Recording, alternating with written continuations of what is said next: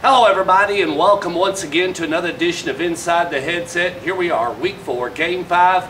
And it's midday Wednesday, and I'm in with the head coach with the Oakland Patriots. Coach, last week you played the Gallatin Green Wave. You went up to their place. I filmed that game. You know, as you said, I think on the radio show, oh, here we go again. It kind of got off shaky start, but then it seemed like even though the body showed up for the 7 o'clock kickoff, it didn't seem like the minds did till about 7:30, quarter late, and then you got down to business really quick and talk about it. Yeah, I mean, it was just, I don't know, so goes the story of Oakland football right now. We're just making too many mistakes, and a lot of that is, you know, can contribute to youth, but to me it's coaching. It's stuff that we've got to fix, and the opening kickoff was just such a weird situation, and you know, part of that was with the grass was 5 or 6 inches I noticed high. when I got up there, my shoes, I couldn't see my shoes. They just went straight down. And so that kick was perfect. It landed like a 60-degree wedge or something, and it stopped. And our kid didn't react. Again, on kickoff return, we've got 2 sophomores returning the kick. You know, that's normally not what you have in 7 AAA, but that's where we're at right now. And so, learning experiences all the way around. I think after we got down 14-0, I really, you know, kind of, I don't know, observed the body language and just tried to figure out how we were going to respond. Obviously, we drove down the field that one drive and fumbled the ball, I guess, on the 1-yard line. Right on the one. We were going to the end zone. So it's just a multitude of things that happened. But as much as, and I know I've said it, but as much as you don't want those things to happen, and we've got to quit doing those things. Can't do it against Blackman or we'll get beat. But I think we learned a lot from it. Our kids needed to see that, you know, we can persevere and overcome some obstacles in the game, and not everything has to be looked at as a negative. And when it does happen, we can't dwell on it. We got to move forward. We did that, and you were playing with yourself there. You were playing against yourself. You really wasn't playing against. You had 2 opponents, yourself and Gallatin, and now they're both on. It's just frustrating, but looking back on it now, you know, I was really proud of the way we responded. After that, we got a couple of good drives going offensively, had a couple stops on defense, had a couple turnovers on defense, which was good to see. So, you know, with the exception about the first 7 or 8 minutes of the game, I was really, you know, pleased with the way we played. Now we've just got to try to start putting 4 quarters together. So we're learning on the run, and we're getting better every day. Well, I thought Gallatin had a pretty good package. You know, they had some swing passes, you know, and some screens, and the guys ran to the open field. It's just probably they were a little undersized compared to the guys that you were putting out there.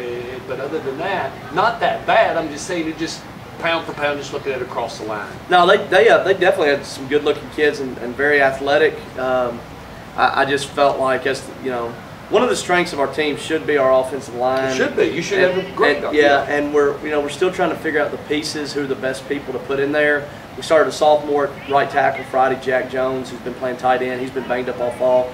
He came in and did a great job. Considering that this is his first game as a varsity player, he did outstanding, and he had just been moved there. Now he's very smart, intelligent football player, but still, first game, new position. He did outstanding. What that does is it allows Austin Barrett to get a breather on defense, who's kind of our run stopper in the middle on our defensive line. So that helped us. And I think Caleb Yates is getting so much better every week, and he's a junior. He's got tons of potential. Emmanuel Smith, the quarterback, did definitely played the best game he's played since he's been at Oakland. You know, he looked to me like the best player on the field, and that's what he really. Most games he should be. I think he has the potential to be the best player on the field. Friday he looked like that. You know, one of the things that we talked about after Laverne was simply that he's playing on defense, he's playing quarterback.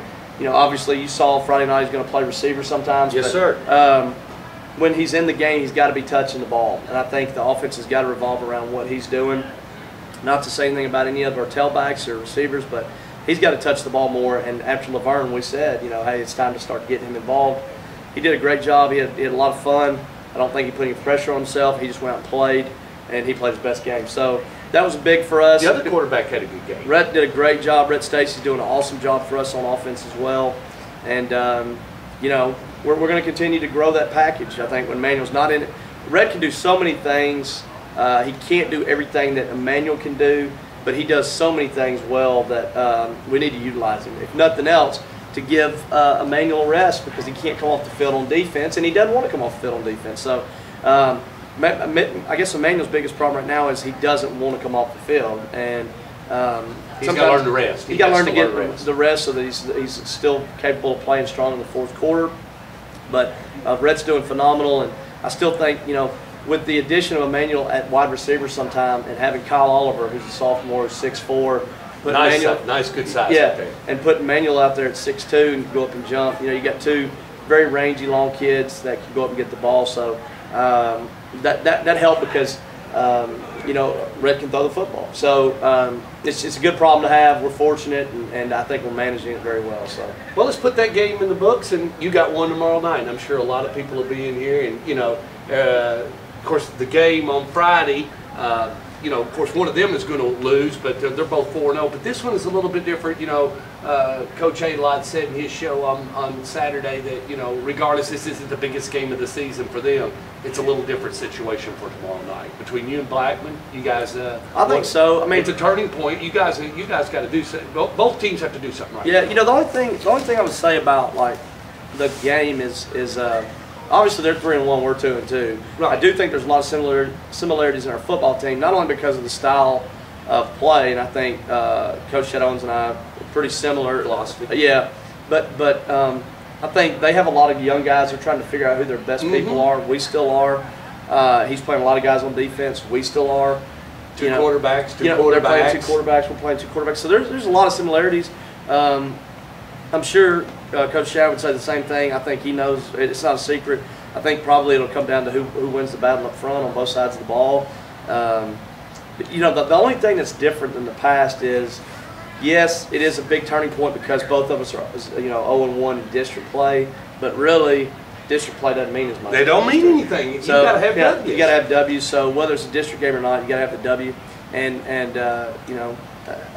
I guess aside from that, on a personal standpoint, they beat us the last 2 years. It's time for us to get some redemption, and I felt like both years we've been out coached and we've gotten out physicaled, and I try to pride myself on doing a good job with our football players and coaching the best I can. I want us to be physical, and those two things didn't happen the last 2 years. We got to do it tomorrow night. It's a big one for us, and it's a turning point in our season and in our football program. I think our kids are ready for the challenge. What do you think? And they're going to grow up. They're going to find out a lot about themselves and a lot about where they are in playing coach. And I don't mean this to downgrade Gallatin. Yeah, that's a great game. You took a great crowd, but there's going to be an awesome crowd here because different environment. That's what I'm. And kids, you got to love coaching in this game. You got to love putting your troops out there and saying, hey, let's go do this. Yeah, and I mean it's going to be. It's going to be the biggest environment we've played in. Obviously, it's going to be a home game. That's huge. We need the gate. Yeah, you need the gate, all that stuff. But, I've tried to, and I know people joke with me about it. And it's not about me. It's not about Phillip. But I have a lot of respect for what he's done at Blackman. I like playing in games like this because I know what's to be expected from them. I know that he'll have his team ready to play. I hope I have our team ready to play. And I know it's going to be a physical battle, and we've lost those the last 2 years. I'm ready to get back. I'm ready to take one back away from Blackman. He's got us 2 years in a row, and it's supposed to be a little bit personal. And I hope our kids understand, how big of a game it's going to be. I think they do. It should be a great night for football, and I'm excited because I know that they'll bring a great effort, and we better bring our best effort if we're going to have a chance. Injury-wise, how are you, Coach? I know we talk about. It seems like I talk to you more about injuries than I do. We're still banged up and a little bit in spots. Willis is still nowhere near 100%. I think we have continued to show that we have several capable tailbacks. Absolutely. And obviously with McDaniel having such a good run tonight, the other night, he's another weapon we have there. But we don't have Willis, I don't think, on offense. I do think he's better. I'd say, if I had to guess right now, he's 85%. He wants to play tomorrow night. He will play. It's just depending on how he reacts during the game. But other than that, for the most part, we're fairly healthy. We're a little banged up just because of the short week, and we really didn't change our Monday or Tuesday practice. So probably a little more sore today, which would normally be a Thursday. Right. A little more sore today. We'll take it off of them a little bit today, but we're about as healthy as we can be right now. Well, it's a short week to prepare, then you play the game, but then you'll have a long week versus, Riverdale and Siegel, they'll have to wait their normal time, but you'll have an extra day We'll have an extra day to celebrate or to pout. So we'll hope we either the bike wreath are out, will be out, or we'll have. I mean, we're gonna see. Yeah, you know what I'm saying. So Friday will either be a great day or it's gonna be a long one.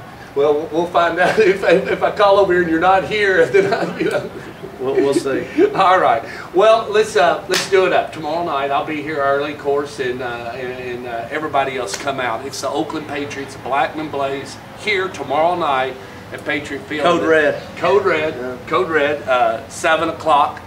Be the kickoff. Television will be here, but you people in Rutherford County, don't sit in front of the screen. Come on out and let's see a good one. We got 2 great games, and tomorrow I'll kick it off, and then we'll just roll right into Friday. We'll see you at the game.